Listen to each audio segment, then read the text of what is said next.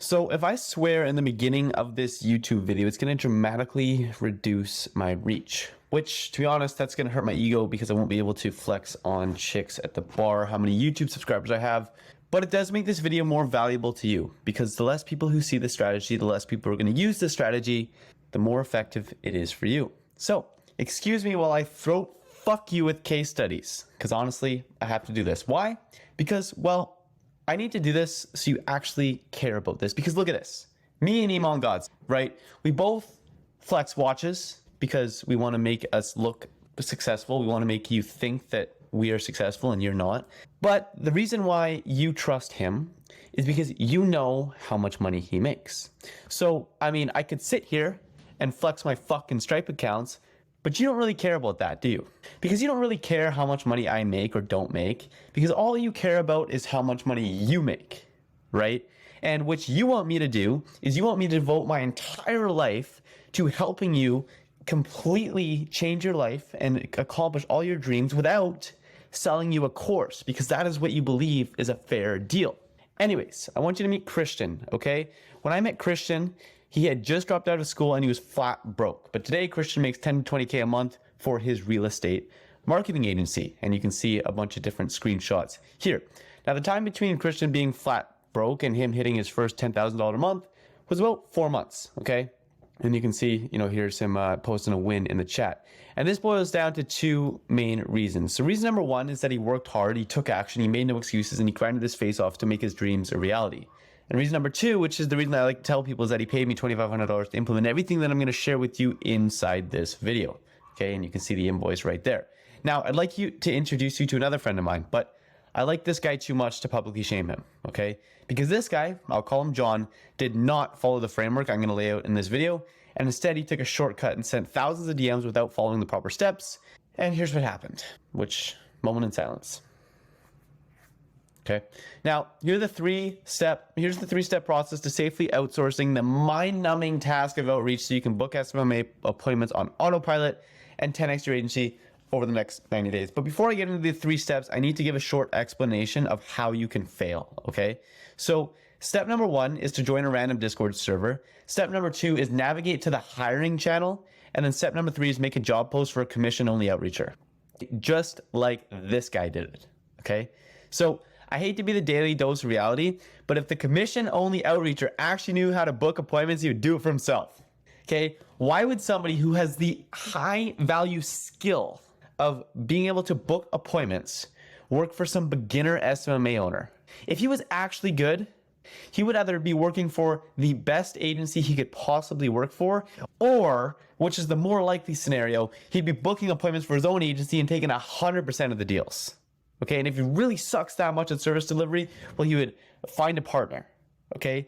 Nobody in their right mind who's actually good at outreach is going to want to work for you on a commission-only basis, right? So if they're working for you on a commission-only basis, it's probably because they suck at outreach and they couldn't book appointments for their own agency, okay? Reason number 2 is that if you weren't a lazy bitch and took the time to crack the code in your own outreach, you could pay somebody $3 an hour. This is what I'm going to show you how to do in this video, okay? And like maximum $30 a deal, as opposed to 30% commission and like $300 to $1,000 a deal, depending on how much you're selling for, okay? So that is what my friend John did, okay? He did this, and you saw what happened to him, right? We saw what happened to him here. We had a moment of silence for him just a couple minutes ago, okay? So I'm going to move past it, and let's get into what Christian and I did, okay? So step number 1 is we dialed in our own outreach, okay? So we created our scripts. We started with our response-provoking question, not, hey, is this the best place for questions? Because everybody and their mother has seen that before. So we got creative. We did something different, right? Then we introduced our pitch. We used a story pitch. So we told a little bit of a story, and then we made an offer for them to jump on a call to basically relive that story, okay? Then we hit them with a follow-up, which was a bump. So it's like, hey, just bumping this up to the top of your inbox in case they didn't respond. Follow number 2 was a joke in Christian's mind because he has an ugly mustache. He would say, hey, I noticed you left this on red. Is it my mustache? And then follow up number 3 was the Hail Mary, which is saying, hey, I'm just in contact with another business and I only have the bandwidth to work on one, but I actually do kind of like what you guys going on here. So I figured I'd reach out one last time before I move forward with somebody else, right? Now, I understand that it wasn't super valuable and I didn't hold your hand and I didn't give you everything that you needed and I didn't give you the script and the whatever. but I'll make up for it. I'll put some script templates down in the description. You can log into that and you can get a bunch of script templates, but don't use the scripts. Like, use those as inspiration. Do not copy and paste them because they won't work. Okay.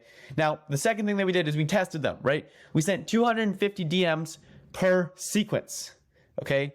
And we tracked our numbers daily using this tracker. Okay. Using this tracker right here. Again, I'll put it in the description for you, right? And all you need to focus about when you're dialing in your outreach scripts is this two numbers here. Okay. So for every prospect that we contacted, we put it in there. These are sample numbers. These aren't the actual numbers. For every prospect that we contacted, we put it in here. Okay. And then we calculate at the end of every day, how many responses did we get? Right. And for example, say we got 25. Okay. If we were getting less than a 30% response rate, we knew that the problem was either the channel or the opener, right? So if we were sending the messages and it wasn't even being seen, well, then we know it was a channel. So right, in that case, you would switch to Facebook, or you would try LinkedIn, or you would try another channel. Okay. Now, if it was getting seen, but it wasn't getting replied to, well, then we know the problem is what the opener said, what that initial response provoking message said. Okay. Now, let's say we did have a 30% response rate. Okay. Like, let's say this was 40 and we did have a 30% response rate on average, because as you can see at the bottom, it will calculate your averages. And then we had, 10 leads, right? But our contact to lead rate was below 5%. Well, in that case, we know it's the pitch and the follow-ups, which are the problem. Okay. And this is the third thing that we did, is we would optimize the KPIs until they were hit. So again, if it was a 30% response rate, that was what we strived for. If it wasn't, we tested new channels and we tested new openers. If we had less than a 5% contact to lead rate, we tested the pitch and we tested our follow-up sequences. Okay. Until we got it dialed, right? Because then once we got it dialed, now we had a repeatable process that was going to work. Okay. Now we had something that we could plug and play into our agency and pour gas on the fire and begin to actually scale, right? This is what most people do not do before they hire people to do their outreach. This is the reason why most of the time when people hire their outreach and they hire a VA, it doesn't work, because you guys don't do this, right? But it's very simple. These are the only two KPIs you need to worry about. Okay. Step number 2 is we created SOPs. Okay. So here are the SOPs that we have created, right? I'll show them to you right here. Actually, I'll pull them up here. I got them here. So we gave the VAs an Instagram list building template. We gave them an outreach overview of the entire process that we gave them. We gave them list building SOPs, like a Google slide documents of like everything that they need to do in order to build a list. And here's the thing that we did. Okay.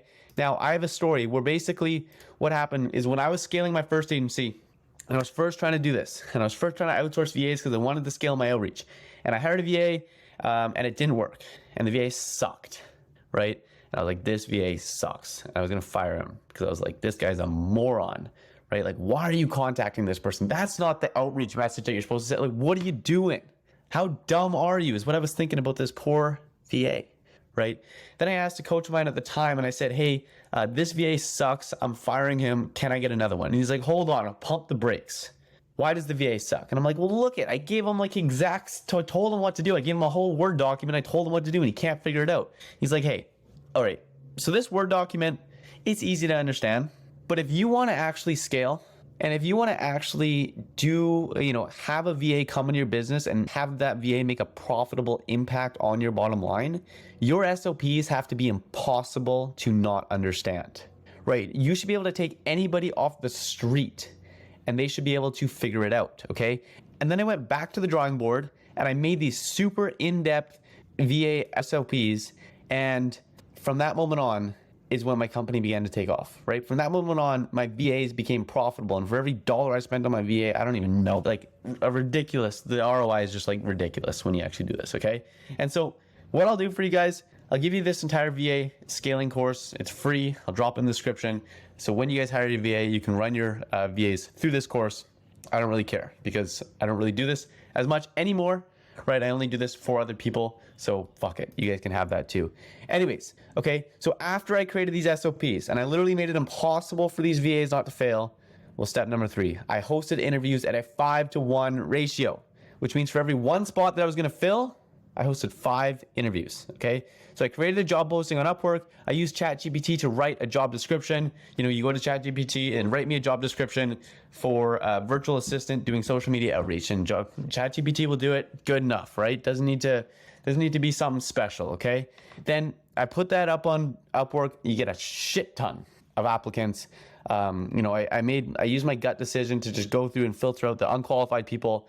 And then what I would do is I would host 5 interviews per position that I wanted to fill. Okay. And then here's how I made my decisions. Okay. Now, I didn't ask any specific questions, right? Because they're VAs, right? When you're hiring somebody for $100,000 a year, yeah, you're going to want to ask them specific questions, right? But these people are just doing basic tasks, tedious tasks, right? So that's why we're hiring them in the first place, right? If they're actually going to scale our company, right? If they're actually going to be thought-provoking people, we wouldn't be paying them $3 an hour, right? We have to understand that we're paying them $3 an hour, right? So we don't need them to be able to reinvent the wheel. We just need them to be able to follow the tasks that we give them.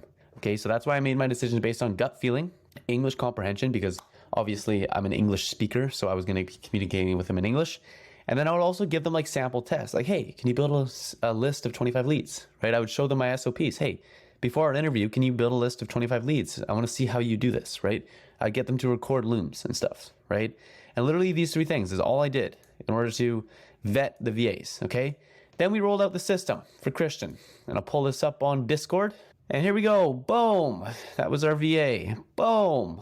Oh, lead. Every screenshot that you see getting sent here is a lead coming in. And this was over like a 2-week time period before we moved the conversations off of Discord. Okay. And I'm still going through this. Okay. You get the point, right? You get the point. Okay. So I have a scammy sales pitch for you. Okay. So obviously I have my own selfish intentions for posting YouTube content, full transparency. I'd freaking love to take your money, but I don't want to yet. See, I make my money by partnering with successful SMMA owners, and therefore I would love to make you successful for free in exchange for the potential opportunity to work together inside your agency down the road. And to do this, I have the first line challenge. So inside the FCC, I and my 6-figure SMMA owner friends will write your outreach scripts for you so you don't have to waste time, money, and most importantly, opportunity as you dial in your outreach script, okay? Instead, you can build it with SMMA owners who've written literally thousands of outreach scripts already, and guess what? I'll do this for you for free.